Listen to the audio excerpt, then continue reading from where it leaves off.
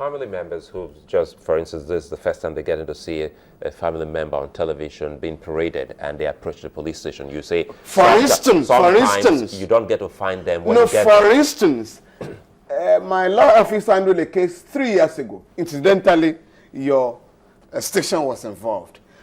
In Benin, a top customs officer was watching the news, 9 o'clock news, NTA, no, channels, and he saw his son paraded.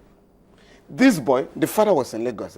This boy was an undergraduate at Ottoman Danfodio University. He was paraded in Benin. So the following morning, he rushed to Benin, the police headquarters. Please, I want to visit my son. Say, your son? We don't know about him. I saw him on television yesterday. They swore that they had nothing to do with the boy. Of course, the father ran to us. We went to court.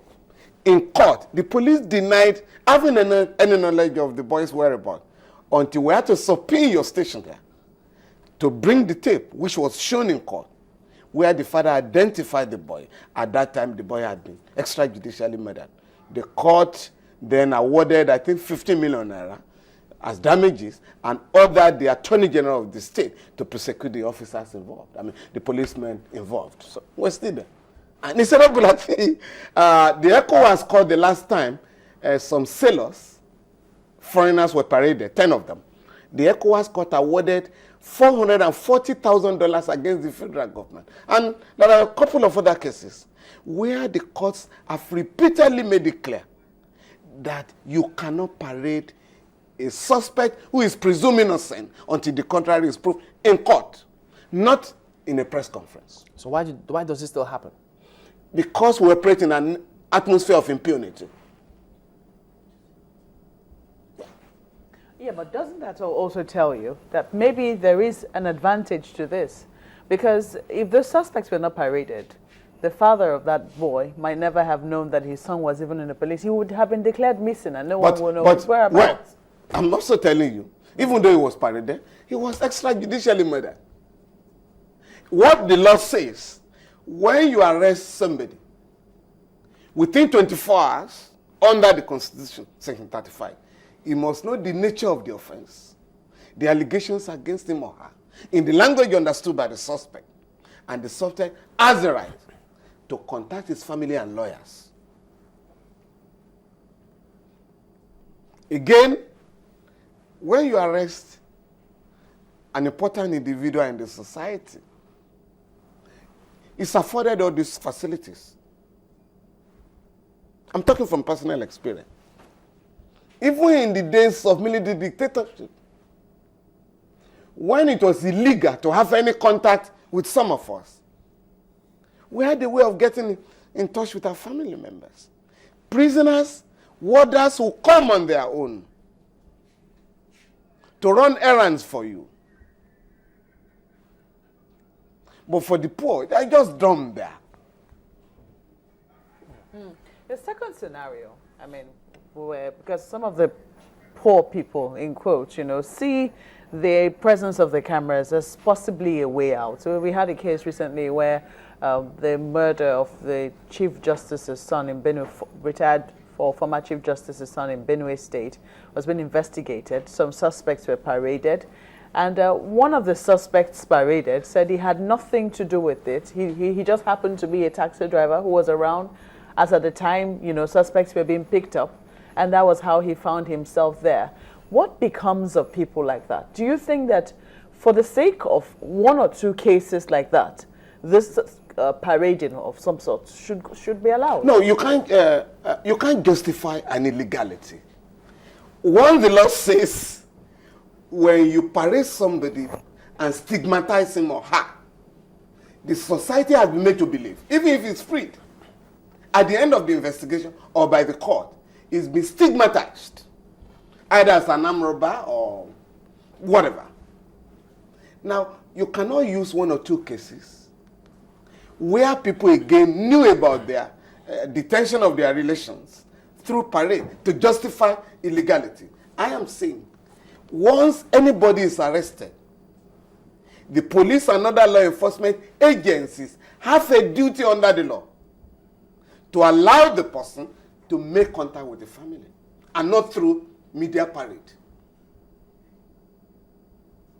So Within 24 hours. would it be out of place if a lawyer were to go to court on this matter? Oh, yes.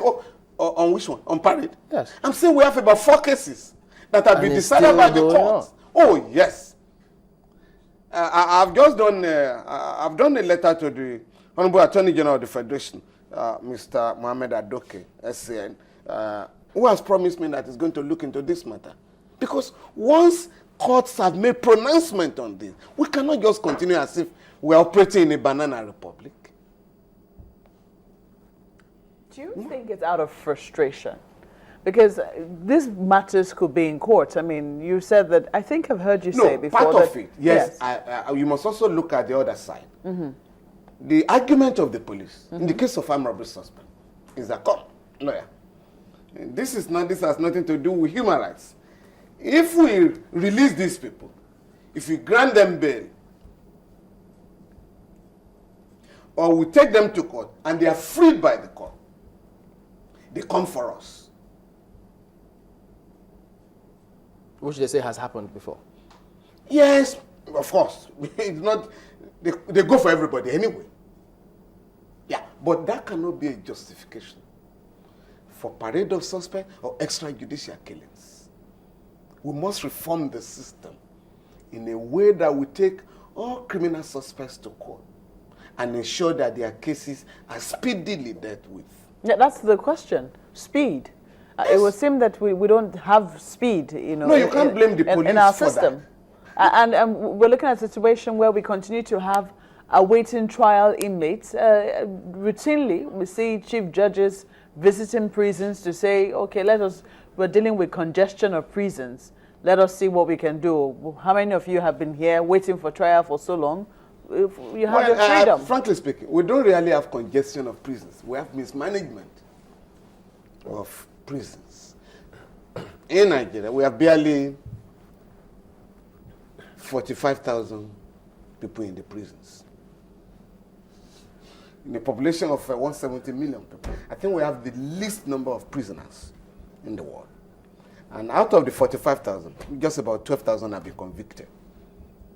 So the impression you get is that, oh, ours is a society where nobody breaches the law or where the law is violated on a rare occasion. Mr. Falana, I'm just getting to hear that for the first time because we've seen time and again even governors, chief justices getting people out on their prerogative of mercy, saying that the prisons are congested. Yeah, I'm saying that. And you say that's not the case, that is a case of mismanagement. It's not because of congestion.